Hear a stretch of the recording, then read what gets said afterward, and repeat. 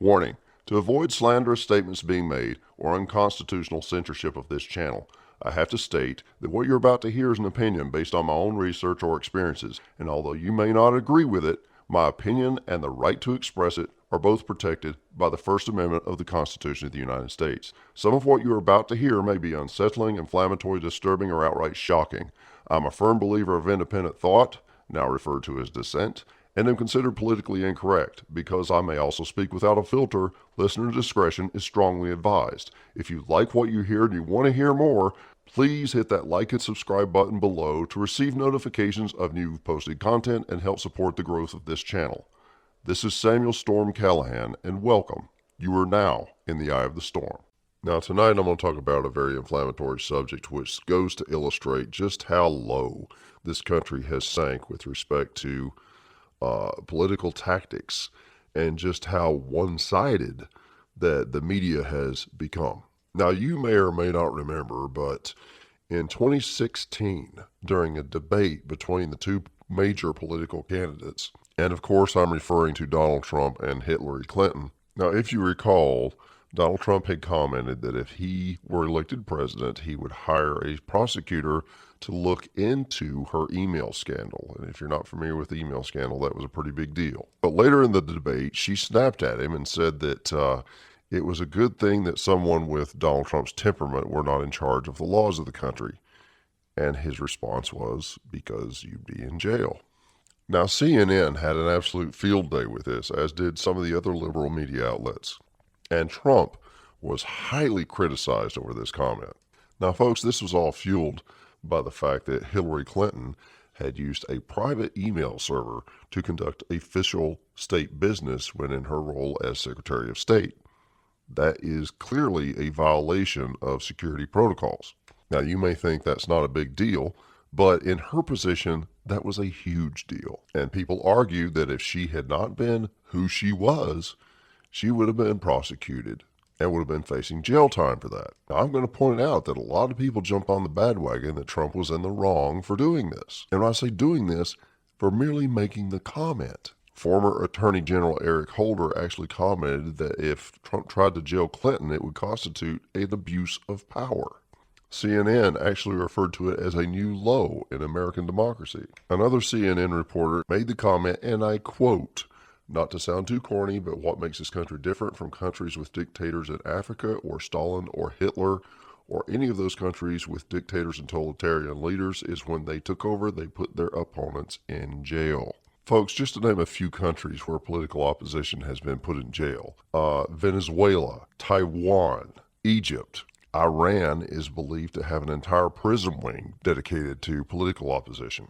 Vladimir Putin has been accused of jailing political opponents. Zimbabwe and in North Korea, they've been known to not only imprison political opposition, but to have them executed. And of course, we can't forget Adolf Hitler, who seized guns from law-abiding citizens, using their national gun registration to identify who would be troublemakers, the troublemakers being legal citizens who actually owned guns at the time, and was known to imprison or execute not only his political opposition, but anyone who so much as spoke out against him.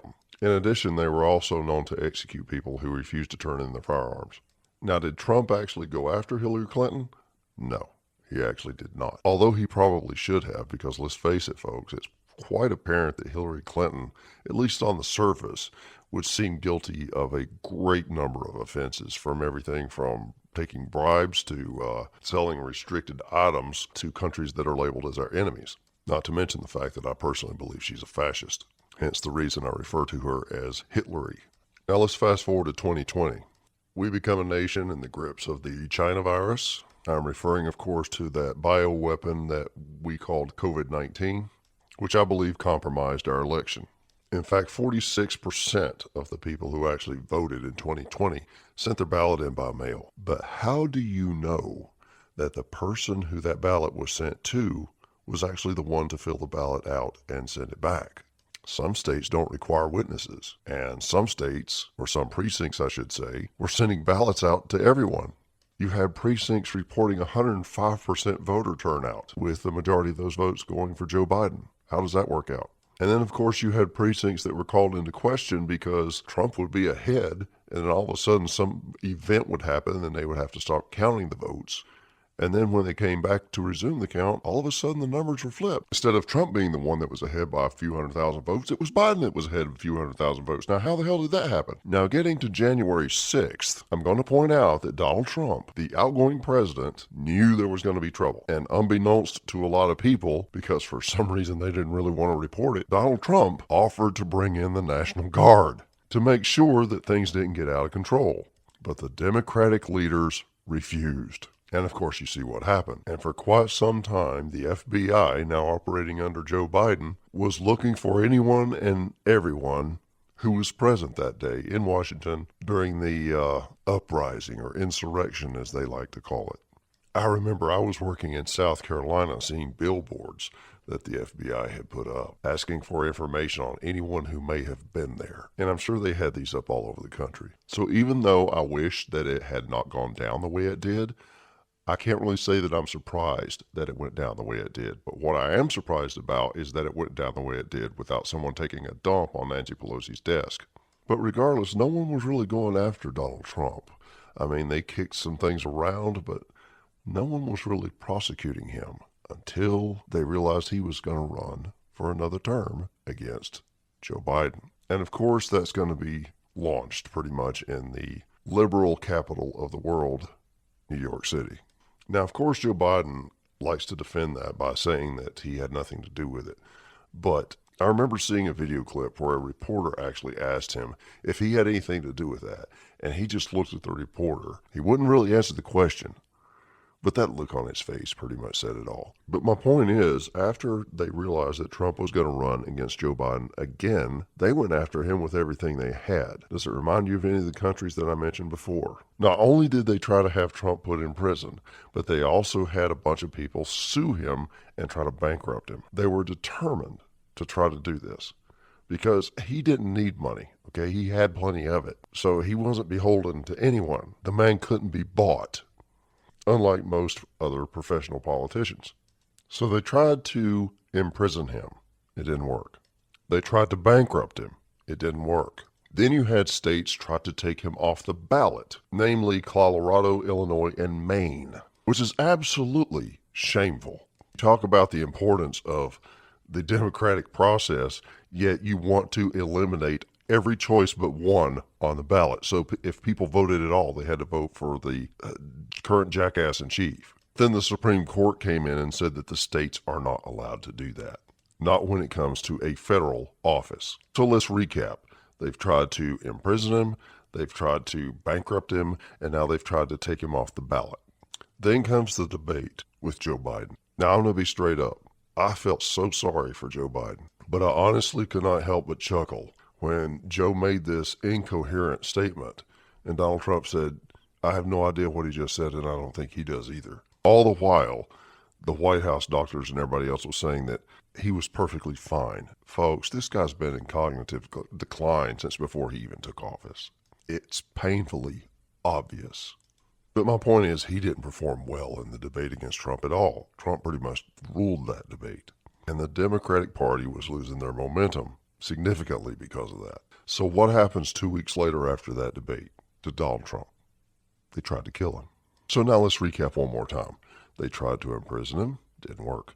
They tried to bankrupt him, didn't work. They tried to remove him from the ballot, didn't work. Now they tried to kill him. Now, just to be clear, when I say they, I'm not necessarily referring to any specific group of people. I'm not referring to anyone in the Harris camp or the Biden camp or the Hitlery camp or whoever's camp, but it was somebody who is in opposition to Donald J. Trump. And you're not going to convince me for 1 second that that kid was able to get that close to him and do what he did on his own. So there were other people involved in this. But I want to talk about the first incident for just a minute. Now, I was watching live when Donald Trump was shot at the first time. Now, folks, we've had people take shots at presidents before. Now, if there's one thing that the Democrats did learn from George H.W. Bush, it's always pick someone less competent than you to be your pick for vice president, because it's a deterrent. People are less likely to take a shot at you for fear that they're going to get stuck with something 10 times worse. I mean, Dan Quayle couldn't spell potato, and nobody took a shot at George H.W. Bush. So in learning from that, Obama picks Biden, Biden picks Kamala, Kamala picks Walz. But regardless, no president or vice president or ex-president has ever reacted to being shot at the way Donald J. Trump did. The guy literally didn't stay down. Secret Service was trying to keep him down, but he wasn't staying down. He actually raised up in defiance, puts his fist in the air with blood running down his face, and yells out, "Fight, fight, fight." Let me tell you something. When I saw him raise up like that with his fist in the air in defiance, I was overcome with a sense of pride. I literally jumped out of my chair and I yelled, "That's my president." Now, you can call that gangster, you can call it Terminator, you can call it whatever you want. That guy has got the biggest pair of balls of any president that has ever served this nation. In fact, that scene is actually on the front of a shirt that I wear every time I travel. The front has the scene of him holding his fist up in defiance. It says, "Fight, fight, fight, Trump 2024. And on the back, it says, "You missed, bitches." That's the man that has stood up against tyranny. And I'm going to say that the Democrats are largely responsible for what happened because they're the one with the harmful rhetoric comparing him to Hitler and Stalin and whoever else. It's quite the opposite, folks. That's what they're telling their sheet. And the proof is in the pudding. They are suing Elon Musk for asking people to defend the Constitution of the United States, claiming that by doing so, he's buying votes for Donald Trump. Let's just call it like it is. He's the only one that's going to defend the Constitution. And that is what makes him so dangerous to their plan. Again, I'm going to recap what they have done. They tried to put him in jail. They tried to bankrupt him. They tried to take him off the ballot. And then they've tried to kill him twice. And I want to remind everyone that 8 days, just 8 days after their first failed attempt to kill Donald J. Trump, Joe Biden dropped out of the race. Now, he didn't drop out willingly. He was actually pushed out. The Democrats knew there was no way that Joe could beat Donald Trump, so they tried to get rid of him every other way they could. And when everything failed, they decided they were going to have to replace Joe Biden. So they pushed Joe out and completely disregarded the 16 million ballots that the Democrats had cast supporting Joe Biden as their presidential nominee and appointed Kamala Harris as the Democratic nominee. Talk about preserving the democratic process. They just completely ignored it altogether. And they have the nerve to say that Donald J. Trump is a threat to democracy? Well, if you're referring to the type of democracy that you people have demonstrated here, which is typically what you would see in a country like Iran or North Korea, you damn right he's a threat to that form of democracy, which is just one step away from another Nazi regime, which I think is exactly what you people want. Why else would you be trying to disarm America the way you are? And I'm going to remind everybody again, every person that signed the Declaration of Independence was guilty of treason, insurrection, and a whole list of felonies. But we call them patriots. You know why? Because they stood up against the tyrants. And only a tyrant tries to take out their political competition the way that you people have. Folks, this reduces the United States to the same level as Iran and North Korea and all those other countries which we labeled evil back in 2016. The same liberal media that was 100% against going after political candidates in 2016, basically saying that was the bottom of the barrel. We're 100% behind doing that very thing to Donald Trump in 2024. Can you see the bias yet? Because it's so in your face. And I've often said that the one place you can hide something that no one will look is right in front of their face. And the only thing I can say to that is maybe it's because you don't want to believe it's literally right in front of you. This is exactly what goes on in countries like North Korea and Iran. And the people are rallying behind Harris. I don't even know what to say to that. All the while they're saying we have to respect the democratic process. If this is your democratic process, we don't want it. There is absolutely nothing democratic about that. When you throw out 16 million votes and appoint the nominee instead of letting the people vote on the nominee, there's something wrong. And I swear I never thought I would be in a position where I'm actually defending Joe Biden, but I'm actually defending Joe Biden. What you people did to him was absolutely deplorable. It's sick, it's twisted, and it's fascist. How do you like me now? I mean, seriously, folks, if I were a registered Democrat, I would be absolutely furious. You can't have it both ways. Donald Trump is the only president in my lifetime to completely oppose the system which has been destroying the blue-collar working class. But he's not blue-collar, he's rich. I know he's rich, but he talks blue-collar, he acts blue-collar. I'm sorry, he's a blue-collar guy with money and business sense. Let's be real. Most blue-collar people can identify with Donald Trump better than any other candidate that has been put before them. And that's just a fact. And you got Kamala Harris saying that she worked for McDonald's. Okay, no one's ever shown any kind of proof that she ever worked for McDonald's. Maybe she worked on the corner of a McDonald's. Maybe she worked behind a McDonald's. I'm sure she took a dump at a McDonald's, but I don't think she ever actually worked for McDonald's. I don't buy that. And even if she did, that doesn't make her blue collar, okay? I've known a lot of people that are like doctors now that used to work at a McDonald's, so that really doesn't mean jack squat. That doesn't make you blue collar, I'm sorry. The blue collar workers are the ones that are still there. Hell, I'm going to do you one better. I actually worked in a cotton mill when I was a teenager, back when we actually had such a thing, and I was getting paid $3.35 an hour. Folks, I've been in the workforce since I was 15 years old. I know what it is to bust your ass to try to earn that money so that you can pay your bills, only to have the government come in and take it from you because they need to support an alcoholic down the street who can't pay his rent because he's drunk all the time and put him on disability because he's an alcoholic. I grew up in a lower middle class family. The kids that were on government assistance in a lot of cases were doing better than I was because I was just above that line, just barely above the line where you couldn't get government assistance. But to be honest, even if we did qualify, I don't think my family would have gone for it because we don't want to be reliant on the government for anything. There's a whole list of reasons why you should never allow yourself to be dependent on the government for anything. But that's getting off topic. Let me explain something to you. One of the most inflammatory comments that I hear a politician make is threat to our democracy. Okay, this is your idea of democracy. You try to imprison your political opponents.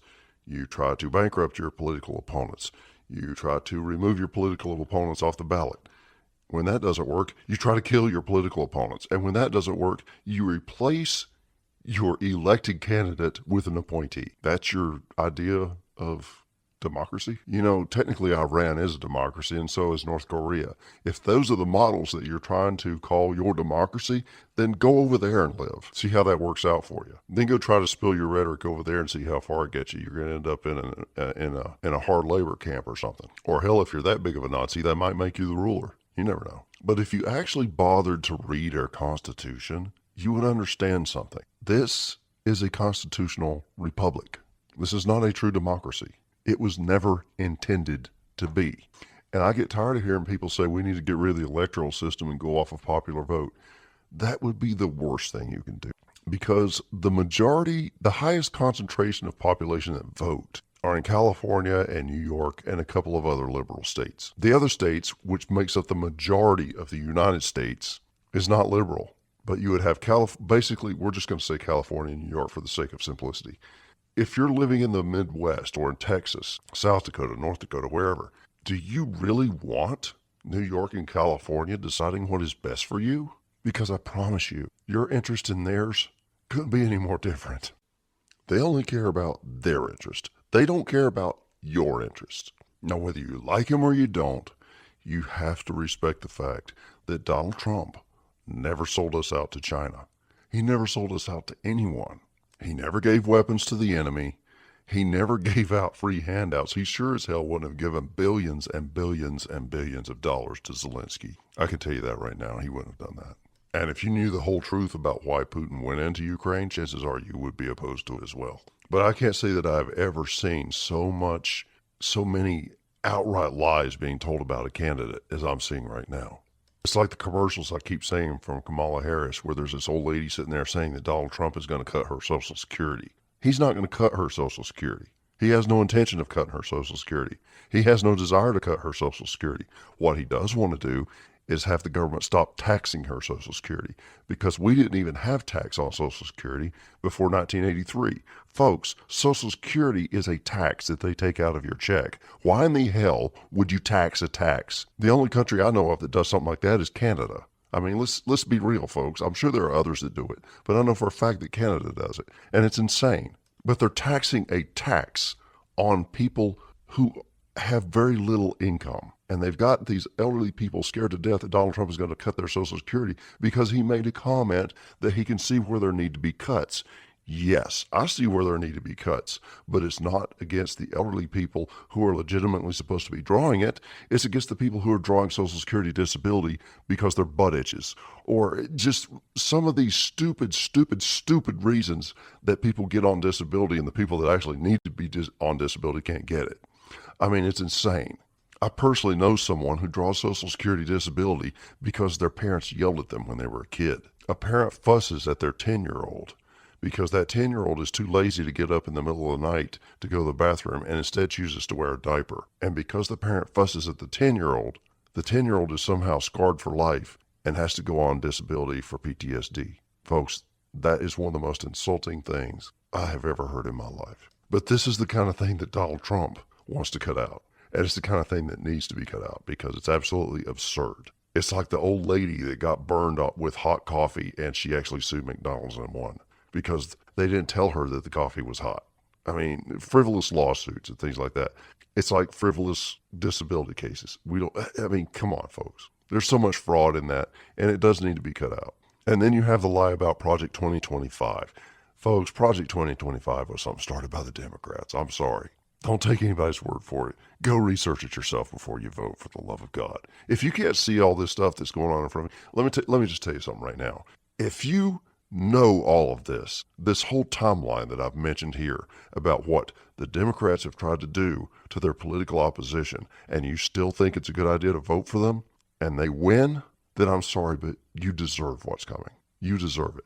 I just hate that you're going to drag all the rest of us that don't deserve it down with you. Folks, I saw the video clip where Kamala Harris was talking about, and this was shot in 2007 when she was a prosecutor in California. And she was saying, I'm going to come into your house and I'm going to look at your guns and I want to make sure you're doing everything you should be doing with your gun. And folks, that was real. And her whole thing about saying that she would never try to take your guns because she's a gun owner, and if somebody came in her house, they would be shot. Now, she got one part of that right. If somebody tried to come in her house, they would be shot, but not by Kamala Harris. They would be shot by the Secret Service. Folks, she says people don't need guns. She's surrounded by people with guns. She doesn't want to give up her gun. She wants you to give up your gun. And another lie is that Donald Trump is completely against abortion and is responsible for the attack on women's rights. Folks, he did not abolish abortion. The only thing Donald Trump did was appoint a Supreme Court justice, which is his duty as President of the United States. And the Supreme Court overturned Roe versus Wade. And they should have. There is absolutely nothing in the United States Constitution that says you have a right to kill your baby. Oh, did I just piss you off? I'm sorry, but you don't have the right to kill a child. And that upsets you? Folks, let's take a look at this. All Donald Trump did what the Constitution says. The United States Constitution guarantees the states a Republican form of government. The states have the right to decide for themselves. That's exactly what the Supreme Court did. They gave it back to the states to decide. That's it. And you know what the states did? Instead of telling you it was one way or the other, they put it on a ballot and they let people vote on it. Now, you're so cherished about the democratic process that you seem to throw out the window this election cycle. Well, that's what they did. They gave it to the people. Okay, we want you to vote on whether or not abortion should be legal or not. If they voted against it, it went into law that it was abolished. With exception. Okay, now people ask me if I'm pro-life or pro-choice, and I can sit here and tell you that I am both. When you choose to not use contraceptives or condoms or whatever, then you have to accept the risk that you're going to get knocked up. And then when that's the choice right there. And then when you get knocked up, I'm pro-life. You created that life, you take care of that life. And I wholeheartedly agree that a woman should not be allowed to choose that, make that choice by herself anyway. Because if she wants the child and the guy don't, the first thing she's going to do is take him to court and say, you know, it took two to make the baby. He needs to pay me child support for the next 18 years. Whereas if he wants the child and she doesn't, she has the exclusive right to kill the baby. What happened to It Takes Two? So I'm actually an advocate for fathers' rights as well. If it took two to make it, it should take two to break it. Exceptions. Now note that I said that you make the choice when you decide to take that risk without protection. Cases of rape and incest, you weren't given that choice. So of course there should be exceptions in those cases. What happens in a lot of cases, sadly, is the children end up being abused or something like that. And I'm not saying every woman that was raped would abuse their child, but that does happen in a lot of cases. And the child is always looked at different, like it's the spawn of Satan or something, because it came from an evil act. So I wouldn't want to put a woman through that, and I wouldn't want to put a child through that. But Donald Trump did not abolish abortion. All he did was his job. He supported a Supreme Court justice, and the Supreme Court collectively overturned Roe versus Wade. It was as simple as that. They gave it back to the states to let the states decide for themselves. So you can't put that on Donald Trump. Now, Kamala Harris says abortion should be legal everywhere. Okay, I don't know how much money she got from Planned Parenthood or whatever, but apparently she's a huge advocate for abortion, her and Hillary Clinton. Here's one for you folks to ponder. What if Hillary Clinton and Kamala Harris had been aborted? And having said that, there are a few people on both sides of the argument questioning their resolve. I shouldn't even say that, but that's kind of the way I feel about it. I mean, you don't know. When you kill a child, you have no idea what that child could have become. Every child that you kill is another chance for us to cure cancer or come up with a breakthrough in energy or physics or arts. Every child you kill is a hope destroyed. It's an innocence. You literally just killed innocence, because that's how children are born. They're innocent. And one final point that I want to make is recently Elon Musk asked people, particularly in battleground states, to sign a petition saying that they would support and defend the First and Second Amendments of the Constitution of the United States. He offered to pay $100 to anyone who would sign it. Now, on this petition and on this website, I did not see one mention of Donald Trump or Kamala Harris. I didn't see a political candidate mentioned at all. It was simply your promise when you sign this, it's your petition and your promise to support and defend the First and Second Amendments of the Constitution. That's it. And I was literally waiting for it.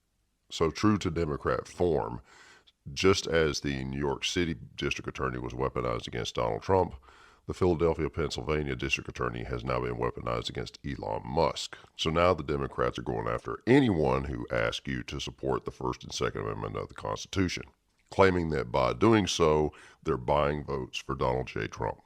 Way to go, Shapiro. Hillary will be proud. I tell you what, Josh, instead of worrying about what Elon Musk is doing with his money, how about you explain to the good people of Pennsylvania what you're doing with their fuel tax money?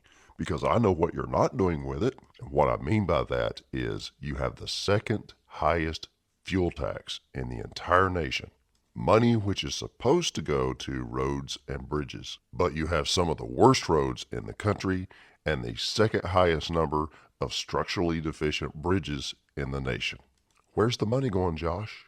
Maybe we need to look into your finances a little bit. Personally, I love that Shapiro actually pulled this stunt. I want you to read between the lines here. There was no mention of a political candidate on this website of this petition. Yet, even Shapiro made the comment that by doing that, he's buying votes for Donald Trump. Why? Because Shapiro knows what is right in your face, that the only candidate that is actually going to stand up and defend the Constitution of the United States is Donald J. Trump. Kamala Harris and her horde does not give a rat's ass about our Constitution. In fact, they don't even give a rat's ass about the democratic process that they claim Donald Trump is a threat to. Again, they tried to imprison him. They tried to bankrupt him. They tried to take him off the ballot. Then they tried to kill him. And when that didn't work, they disregarded 16 million ballots and appointed, not elected, appointed a new Democratic nominee. I'm telling you what, if you don't see a problem with that, something is wrong. I want you to do two things. Just if you don't do anything else, if you disregarded everything else I said, before you go and vote, read the Constitution of the United States. That should be the only, if it comes down to one question, it should be who's going to defend that. You have to take an oath to defend the Constitution, folks, when you take office. You have to take an oath to defend the Constitution when you join the military. You know how many people violate that oath daily? Like it's nothing. There are 400 100,000 U.S. veterans buried at Arlington National Cemetery alone. And that's just one national cemetery. They died defending that document that the Democratic Party is literally taking a dump on and rubbing it in your face. I have voted in every election since I was 18 years old. And I struggled with it because there wasn't anybody to vote for. And I did it because of all those men and women who died so that I could have the right to vote. It was out of respect. So the way I lived with myself when I went to the polls is I voted against who I thought was worse. Until Donald J. Trump. For the first time in my life, there was actually somebody worth voting for. Yeah, he's got his faults. Are you perfect? No, but I'm not running for president. Look, anybody who gets up there and tries to act like they're perfect is as phony as a $3 bill. Donald Trump is the only one who doesn't hide who he is. He's the only one that stood up to defend children. He's the only one that stood up to defend the Constitution. He's the only one to go sit down with Kim Jong-un, and we didn't hear a peep out of that little bastard for the entire duration of Trump's presidency. The man was the best deterrent against violence against this country that we have ever had. We could actually afford to go buy gas. We could afford to buy our groceries. We could afford to do things for our kids. We can't do that now. You want 4 more years of this? And let's look at Kamala's VP pick, Waltz. Stands at a rally and says, we can't take another 4 years of this. Does somebody want to tell him? This is the same administration. The administration sure, oh, well, this is Joe Biden. No, well, folks, no. Kamala Harris has been making the decisions. Joe Biden has been in cognitive decline for some time. If you can't see that, you're blind. The guy can barely put a sentence together. I feel sorry for him. And I'm sorry, but anybody that put him in that position should be put on trial for elder abuse because that's exactly what they've done. Now, I never liked Joe Biden. I still don't like Joe Biden. But I would not wish cognitive decline on my worst enemy. And I certainly wouldn't parade him around like they have Joe. And to kick him out of his slot as nominee after 16 million people voted for him, guys, that's messed up. I'm going to say this. Knowing what they've done, Satan would be giving free ice skating lessons to disabled children in hell out of the kindness of his heart before I would vote for any member of the Democratic Party this go around. You should be insulted. You should thank a soldier for the fact that you still have a constitution right now. Because if Kamala Harris goes in office, you're probably not going to have it for much longer. This is Samuel Storm Callahan, and I'm voting for Donald J. Trump.